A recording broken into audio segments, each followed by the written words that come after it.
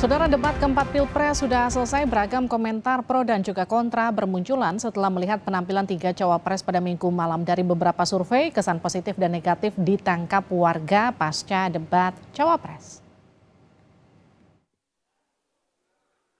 Gaya Gibran saat debat cawapres Minggu malam sempat membuat riuh arena debat di JCC.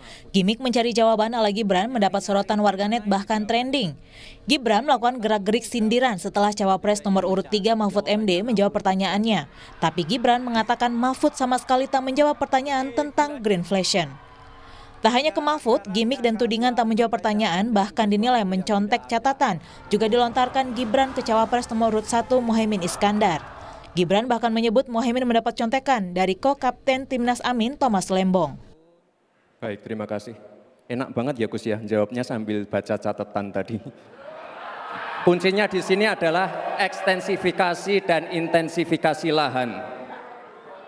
Kemarin tahun pertumbuhan ekonomi baru, itu tadi kan udah saya jawab Gus. Mungkin Gus Muhaimin juga tidak paham dengan pertanyaan yang diberikan ke saya. Mungkin itu kan dapat contekan itu dari Pak Tom Lembong mungkin ya. Terima kasih.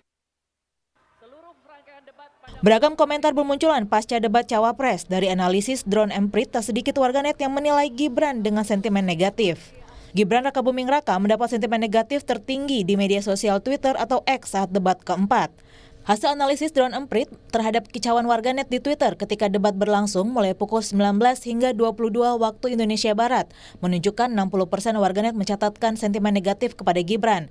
Sementara sentimen positif terhadap putra sulung Presiden Joko Widodo itu hanya 33%. Berbeda dari Gibran, Muhaimin Iskandar mendulang sentimen positif paling besar mencapai 80%, sementara sentimen negatif terhadap Caimin hanya sebesar 6%. Tak terpaut jauh, sentimen positif terhadap Mahfud MD mencapai 79%, sedangkan sentimen negatif Mahfud sebesar 12%. Penampilan calon wakil presiden nomor urut 3 Mahfud MD dinilai paling memuaskan dalam debat keempat Pilpres Minggu malam. Hal tersebut berdasarkan hasil survei Litbang Kompas yang dilakukan pada pukul 19.30 waktu Indonesia Barat hingga pukul 22 waktu Indonesia Barat atau saat debat berlangsung. Dalam survei tersebut, Mahfud unggul dari kedua rivalnya dan mendapatkan nilai kepuasan tertinggi dan berada pada nilai 78,9%. Disusul dengan Gibran dengan tingkat kepuasan 68% dan Caimin berada di peringkat terakhir dengan tingkat kepuasan 61,2%. Saat debat, sejumlah istilah juga menarik perhatian. Cawapres nomor urut 1, Muhaimin Iskandar juga sempat menyebut istilah taubat ekologis. Muhaimin menegaskan saat ini dunia dalam kondisi krisis iklim dan lingkungan yang memprihatinkan. Sebuah fakta yang harus kita antisipasi bersama dengan baik-baik bahwa kita sedang mengalami ancaman bahaya lingkungan dan krisis iklim yang sangat mengerikan. Panas global yang masuk kepada bagian dari mengakibatkan petani kita gagal panen, gagal tanam dan seterusnya menjadi masalah. Saya hanya mengajak Pak Prabowo, Pak Gibran, Pak Mahfud, Pak Ganjar, saya, Mas Anies, dan siapapun untuk kita sama-sama tobat ekologis memperbaiki ke depan menjadi lebih baik lagi.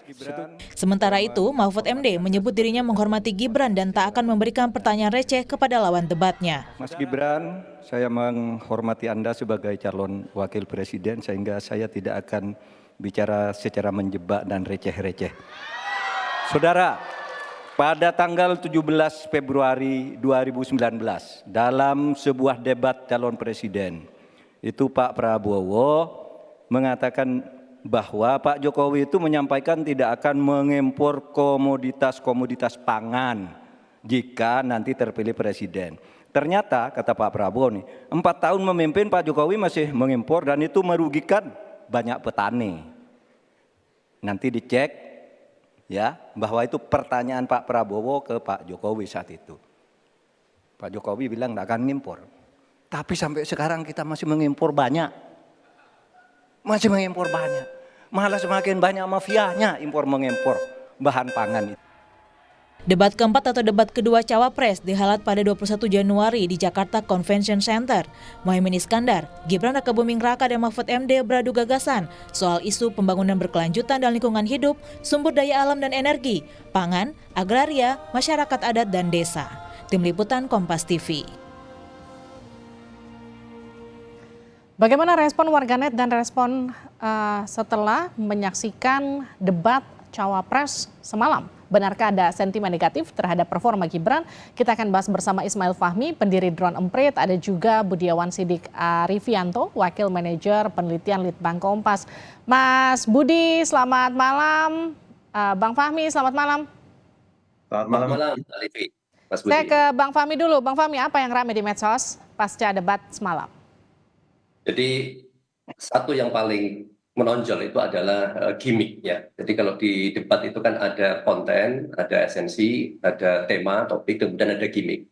Dan sebetulnya kalau kita lihat ya perbandingan dengan debat yang awal, Gibran itu bisa tampil bagus, bisa menyampaikan visi yang bagus ya tanpa mencontek dan seperti yang di debat awal itu kan di luar ekspektasi orang. Tapi pada saat debat yang tadi malam itu gimmick itu terlalu kentara ya, terlalu banyak menyerang ya, terlalu banyak menyerang. Dan kalau kita lihat yang paling ramai percakapan yang kemudian kita monitor di Twitter, kebetulan di Twitter itu pendukung yang natural dari 02 itu tidak terlalu banyak dibandingkan 01 dan 03. Sehingga respon Gibran yang banyak menyerang Caimin, kemudian juga Profesor Mahfud MD itu mendapatkan sentimen yang sangat negatif. Sehingga pada saat itu kita lihat tuh trending topik beberapa kali. Ada songong ya, savage misalnya gitu.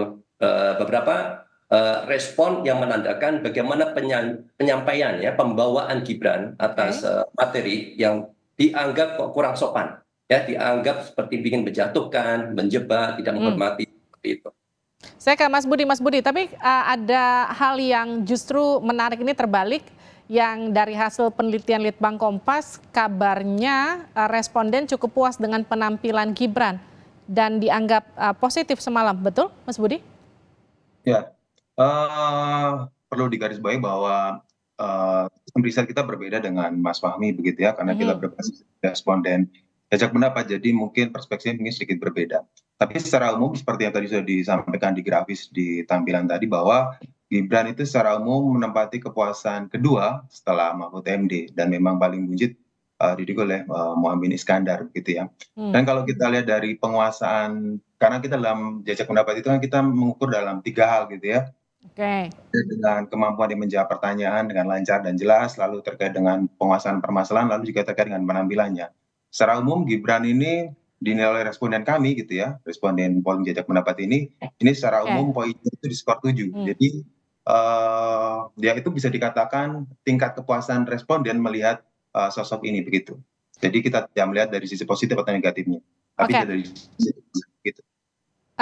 Kalau Bang Fahmi, selain Gibran, tadi bagaimana dengan sentimen di media sosial soal Prof Mahfud juga soal Caimin? Ya, kedua cawapres yang lain ya, Caimin dan Prof Mahfud itu tampil bagus. Kalau di debat yang pertama mereka terkesan seperti menyepelekan, mungkin ya, jadi kurang banyak persiapan. Dan di debat yang ini mereka melakukan persiapan, menghargai. Ya, Caimin sendiri sudah berbeda. Di debat yang pertama dia terlalu banyak membuang waktu ya, kemudian menggunakan kata selepet itu kan sebagai gimmick sampai 6 kali. Terlalu banyak itu. Kalau sekali aja udah bagus, tapi terlalu banyak jadi malah nggak bagus. Kemudian kemarin dia tidak lakukan itu. Lebih banyak di penyajian materi, visi, dan sedikit serangan balik. Dan itu yang menarik ketika diserang sama Gibran, kemudian gimana dia bisa menyerang balik. Seperti kalau di stand up comedian kan gitu ya, kalau dapat roasting dia bisa roasting balik. Hal yang sama dengan Profesor Mahfud. Ya. Tadi juga di contoh disampaikan, beliau menghargai Gibran ya, sebagai cawapres, tidak akan melakukan jebakan-jebakan dengan pertanyaan yang receh misalnya. Itu hal yang sangat positif. Kemudian juga bagaimana beliau menyajikan jawaban ya atas pertanyaan. Dan ada yang paling menarik juga dari kata-kata yang paling banyak dalam percakapan terkait dengan Prof Mahfud itu adalah mengignore ya, mengabaikan pertanyaan Gibran yang karena dianggap sebagai recehan. Ini satu yang belum pernah terjadi dalam debat dan itu dilakukan secara natural sepertinya, dan ini memberikan sentimen yang positif juga ya, bagaimana menghadapi Gibran yang dianggap songong itu. Mungkin sedikit saya sampaikan ya, mungkin dari perbedaan survei ya. Kalau kita lihat lagi sentimennya sekarang ya, pasca debat itu bisa berbeda memang di media sosial juga. Kenapa? pada saat debat yang diukur sama John Bert, pada saat debat hanya 2 jam itu adalah respon live langsung. Baik. Dan biasanya pas debat itu video dipotong-potong. Dipotong-potong dan sudah ada framing, sudah ada narasi, itu kan dilihat. Banyak orang yang nggak nonton misalnya. Kemudian kalau ditanya, disurvei oleh Kompas misalnya, dia akan melihat ini yang bagus, misalnya gitu. Jadi hal-hal seperti ini juga bisa berpengaruh ya terhadap publik secara umum. Dan kalau saya ada dugaan barangkali apa yang dilakukan Gibran itu disengaja ya untuk keperluan mungkin TikTok sama IG itu. Baik, saya ke Mas Budi lagi. Mas Budi, jadi apakah kemudian debat tadi malam sudah cukup bisa meyakinkan para pemilih bimbang dan mereka yang undecided voters masih belum menentukan pilihan? Ya, kalau dilihat dari jajak pendapat semalam itu memang secara umum itu responden kita itu masih tetap setia dengan pilihannya. Jadi ada sekitar 86 yang tetap setia dengan pilihannya dan yang menyatakan berpindah begitu ya, itu hanya sekitar 7,5%.